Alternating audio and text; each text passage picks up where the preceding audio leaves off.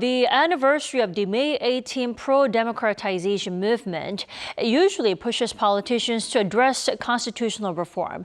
And this year was no different with a presidential election going on. Our Kim Do-yeon has more.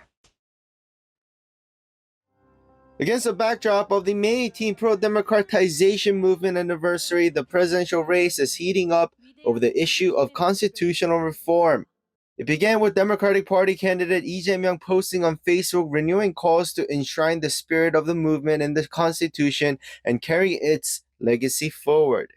But what drew more attention was his push to overhaul Korea's power structure, proposing a 4-year presidential term with the possibility of re-election similar to the US model.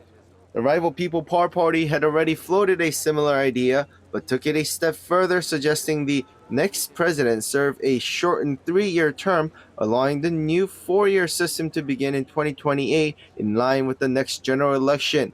He said such limitations are only necessary for those who abuse presidential power. What truly matters isn't just constitutional reform, but restoring stability, reviving the economy, and improving people's lives. The PPP candidate Kim Do-yeon welcomed the discussion, even proposing to scrap a presidential immunity from criminal prosecution, which would mean presidents could face trial even while in office. He also called for an immediate agreement from Lee to amend the Constitution. Another key turning point came Saturday with impeached former President Yoon announcing he would leave the People Power Party. Pressure had been building, especially after the PPP's interim leader publicly urged him to leave. Yoon said he would continue to support the PPP as a private citizen, not as a party member. With the race still overshadowed by Yoon's martial law controversy and impeachment, the PPP has struggled to boost its approval ratings. Kim responded briefly, repeating his stance that Yoon's decision is his alone.